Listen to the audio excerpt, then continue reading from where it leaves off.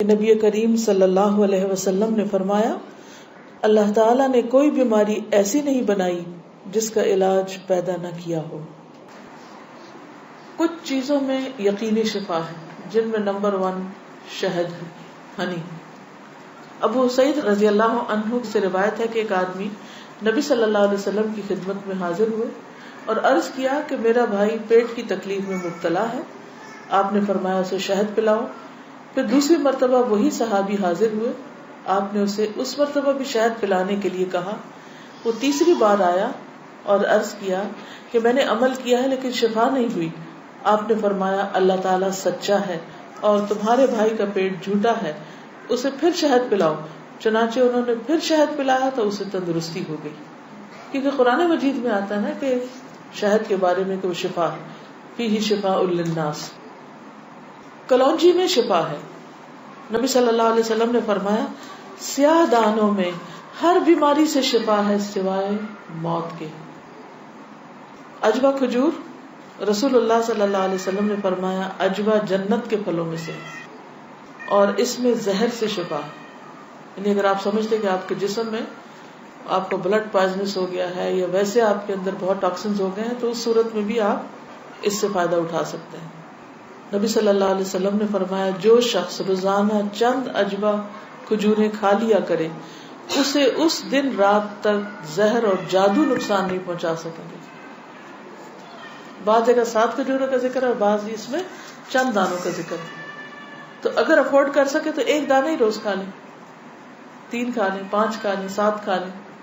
لیکن یہ ہے کہ ایسے شخص کو اگر کوئی زہر بھی دے یا اس کو کوئی جادو کی کوشش کرے تو اثر نہیں ہوگا۔ اسی طرح برنی کھجور کی قسم ہے۔ رسول اللہ صلی اللہ علیہ وسلم نے فرمایا سب سے بہترین کھجور برنی ہے، وہ بیماری کو دور کرتی ہے اور خود اس میں کوئی بیماری نہیں ہے، یعنی شفا کا ذریعہ ہے۔ پھر زمزم۔ ابو جمرہ کہتے ہیں کہ میں ابن عباس رضی اللہ عنہ سے لوگوں کے بے قابو ہجوم کو دور رکھتا تھا۔ ابن عباس ایک اسکالر تھے، مفسر قرآن، تو لوگ ہجوم کر دیتے تھے ان پر، لیکن کچھ عرصہ نہ جا سکا۔ بعد میں جب حاضر ہوا تو ابن عباس نے مجھ سے اتنے دن نہ آنے کی وجہ پوچھی۔ میں نے عرض کیا کہ مجھے بخار ہو گیا تھا۔ ابن عباس کہنے لگے کہ رسول اللہ صلی اللہ علیہ وسلم نے فرمایا بخار جہنم کی گرمی کے اثر سے ہوتا ہے، اس لیے اسے آب زمزم سے ٹھنڈا کیا کرو۔ یعنی بخار کے مریض کو آب زمزم پلائیں بھی، ماتھے پہ پٹیاں بھی کریں، چھڑکاؤ بھی کریں، کسی بھی طریقے سے اس کو ٹھنڈا کریں زمزم کے ساتھ۔ پھر پانی سے علاج۔ نبی صلی اللہ علیہ وسلم نے فرمایا جب کسی کو بخار ہو جائے تو 3 رات سحری کے وقت اس پر ٹھنڈا پانی بہایا جائے، یعنی صبح ارلی مارننگ۔ اب یہ وقت آپ نے خود مقرر کیا ہے، اس لیے اس وقت کی پابندی کرنا مسنون طریقہ ہوگا۔ بعض اوقات لوگ خود سے خود ایسی چیزیں اپنے لیے لازم کر لیتے ہیں، وہ ٹھیک نہیں۔ پھر ہے گائے کا دودھ۔ عبداللہ سے روایت ہے کہ رسول اللہ صلی اللہ علیہ وسلم نے فرمایا اللہ تعالیٰ نے بڑھاپے کے علاوہ ہر بیماری کا علاج نازل کیا ہے۔ گائے کا دودھ لازمی طور پر استعمال کیا کرو کیونکہ یہ ہر قسم کا درخت چرتی ہے، یعنی جو جانور مختلف درخت چرتے ہیں پھر ان کے دودھ کے اندر اس کا اثر آ جاتا ہے، یعنی وہ ایک طرح سے ان کے دودھ میں بہت ساری میڈیسنز خود بخود شامل ہو جاتی ہیں۔ حجامہ کے ذریعے علاج۔ ابن عباس بیان کرتے ہیں نبی صلی اللہ علیہ وسلم نے فرمایا بہترین دن جس میں تمہیں سینگی لگوانی چاہیے وہ چاند کا 17واں، 19واں اور 21واں دن ہے۔ معراج کی رات فرشتوں کے جس گروہ کے پاس سے بھی میں گزرا اس نے یہی کہا اے محمد صلی اللہ علیہ وسلم سینگی لگوانے کا اہتمام ضرور کرنا، یعنی حجامہ ضرور کروانا۔ فرشتوں کی ہر جماعت نے آپ کو یہی مشورہ دیا۔ انس رضی اللہ عنہ کہتے ہیں کہ رسول اللہ صلی اللہ علیہ وسلم نے فرمایا جب تم میں سے کسی کا خون بھڑکنے لگے، یعنی بلڈ پریشر ہو جائے، بی پی ہائی ہو جائے، تو وہ سینگی لگوائے، کیونکہ خون کے جوش مارنے سے آدمی کی موت واقع ہو سکتی ہے۔ یعنی بعض اوقات بی پی کے ہائی ہونے سے انسان مر سکتا ہے۔ پھر کھمبی کے پانی میں شفا ہے۔ کھمبی جو من کی ایک قسم ہے جس کو یہ کہتے ہیں مشروم، اور اس کا پانی آنکھ کی دوا ہے۔ عود ہندی میں شفا ہے۔ ام قیس سے مروی ہے کہ میں اپنے ایک لڑکے کو لے کر حضور صلی اللہ علیہ وسلم کی خدمت میں حاضر ہوئی۔ میں نے اس کی ناک میں بتی ڈالی تھی، اس کا حلق دبایا تھا، چونکہ اس کو گلے کی بیماری ہو گئی تھی. آپ نے فرمایا تم اپنے بچوں کو انگلی سے حلق دبا کر کیوں تکلیف دیتی ہو؟ یہ عود ہندی لو، اس میں 7 بیماریوں کی شفا ہے. ان میں سے ایک ذات الجنب، پسلی کا برم یعنی کہ نمونیا. اگر حلق کی بیماری ہو تو اس کو ناک میں ڈالو، اگر ذات الجنب ہو تو حلق میں ڈالو. بعض چیزیں ناک کے راستے بھی ٹپکائی جا سکتی، بعض گلے میں ڈالی جا سکتی.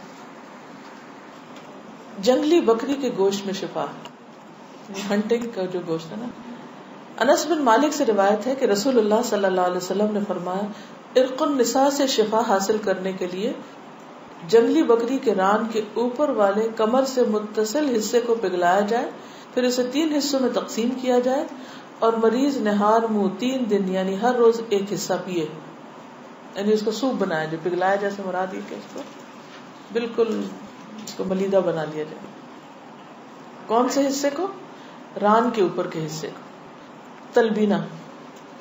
عائشہ رضی اللہ تعالی عنہا بیمار کے لیے اور میت کے سوگواروں کے لیے تلبینہ پکانے کا حکم دیتی تھی اور فرماتی تھی کہ میں نے رسول اللہ صلی اللہ علیہ وسلم سے سنا ہے کہ تلبینہ مریض کے دل کو سکون پہنچاتا ہے اور غم کو دور کرتا ہے.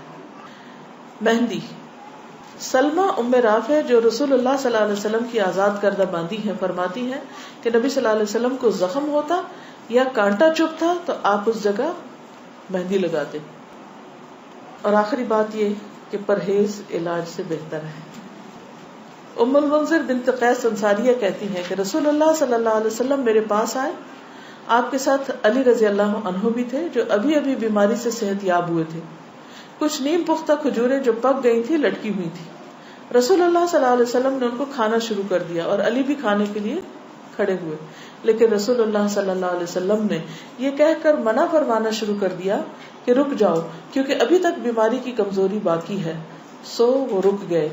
میں نے جو اور چکندر کا ایک کھانا تیار کیا اور آپ کے پاس لے کر آئی. رسول اللہ صلی اللہ علیہ وسلم نے فرمایا علی یہ کھاؤ، یہ تمہارے لیے زیادہ مفید ہے. یعنی بیمار کو کچھ چیزیں کھانی چاہیے اور کچھ نہیں کھانی چاہیے. تو اس لیے حکم کیا ہے کہ علاج کرتے رہو. اللہ نے کوئی بیماری ایسی نہیں رکھی جس کا علاج نہ رکھا ہو سوائے موت اور بڑھاپے کے. اسی طرح معالج کو دکھانا چاہیے. جابر بن عبداللہ سے روایت ہے کہ رسول اللہ صلی اللہ علیہ وسلم ایک بیمار کی تیمارداری کے لیے تشریف لے گئے اور فرمایا تم لوگ اس کے لیے کوئی طبیب کیوں نہیں بلاتے؟ انہوں نے کہا اللہ کے رسول صلی اللہ علیہ وسلم آپ بھی ہم کو یہ حکم دیں گے، یعنی آپ بھی کہتے ہیں کہ ہم طبیب کو بلائیں. آپ نے فرمایا اللہ تعالیٰ نے جو بیماری اتاری ہے اس کی دوا بھی نازل کی. تو طبیب یا معالج کو دکھانے کا حکم کیوں ہے؟ اس لیے کہ وہ صاحب علم ہے، صاحب تجربہ ہے، اس کے پاس ایکسپیرینس ہے. تو جب انسان کو کسی بھی چیز کے بارے میں علم نہ ہو تو حکم کیا ہے قرآن کا؟ فَاسْأَلُوا أَهْلَ الذِّكْرِ إِن كُنتُمْ لَا تَعْلَمُونَ. جاننے والوں سے پوچھو اگر تم نہیں جانتے، چاہے کوئی دنیاوی مسئلہ ہو یا کوئی دینی مسئلہ ہو. پہلا کیا ہے؟ توکل، اللہ پہ بھروسہ کہ شفا مجھے دے گا تو وہی دے گا. اور جو بھی کچھ کرے اس میں یہ نہ سمجھے کہ اس چیز کے اندر کوئی چیز ہے، وہ اللہ ہی نے ڈالی اس وقت. دوسری چیز ہے دعا کرنا، دعاؤں سے علاج. تیسری چیز صدقہ کرنا. کوئی بیماری آئے تو صدقہ کیا جائے. ہمارے عام طور پر کالے بکرے کا صدقہ کیا جاتا ہے، تو اس کے لیے ضروری نہیں آپ چاہے بکرے کا کریں، چاہے مرغی کا کریں، چاہے کسی چڑیا کا کریں، چاہے کوئی بھی صدقہ کریں، چاہے کھانے کی چیز کا کریں یا کوئی کپڑے کا یا کسی بھی شکل میں. حضرت حسن بصری سے روایت ہے کہ رسول اللہ صلی اللہ علیہ وسلم نے فرمایا داؤ مرضاکم بالصدقہ، اپنے مریضوں کا علاج صدقہ کے ذریعے کیا کرو. یعنی آپ کو کوئی تکلیف ہوئی فوراً جا کے صدقہ نکال دیں. تیسری چیز کتاب اللہ سے علاج، یعنی قرآن مجید شفا ہے. اور یہ کہاں سے پتہ چلتا ہے؟ خود قرآن مجید سے ہی پتہ چلتا ہے. وَنُنَزِّلُ مِنَ الْقُرْآنِ مَا هُوَ شِفَاءٌ وَرَحْمَةٌ لِّلْمُؤْمِنِينَ وَلَا يَزِيدُ الظَّالِمِينَ إِلَّا خَسَارًا. اور ہم قرآن میں جو کچھ نازل کرتے ہیں وہ مومنوں کے لیے تو شفا ہے اور رحمت ہے، مگر ظالموں کے خسارے میں ہی اضافہ کرتا ہے.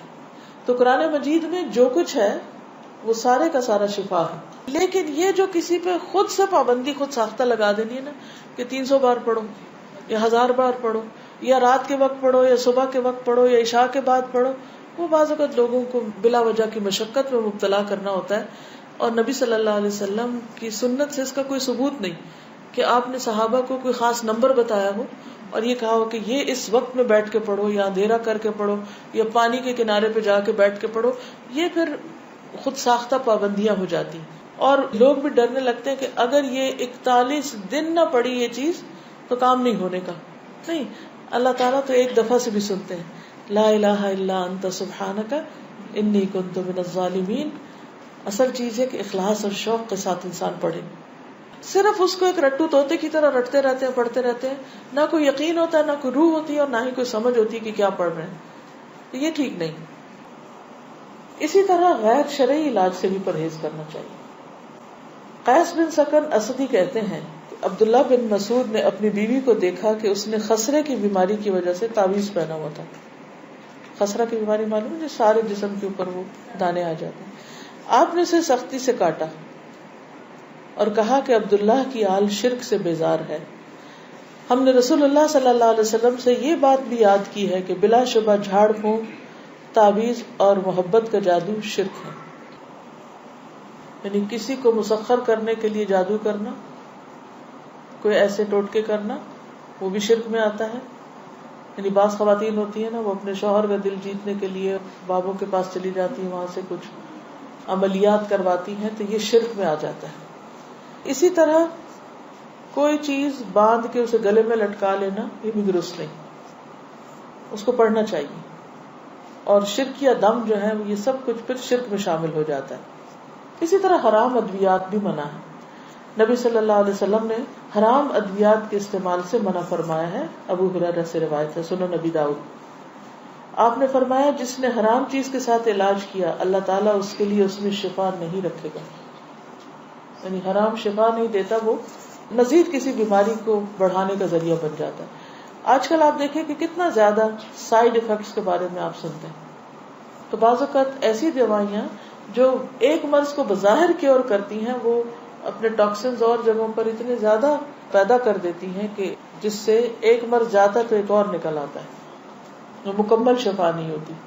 الکوہل سے علاج کرنا منع ہے. بعض لوگ کھانسی وانسی میں وہ دیتے ہیں نا برانڈی، اور کہتے ہیں بس ایک چمچہ بچے کو پلا دو تو ٹھیک ہو جائے گا.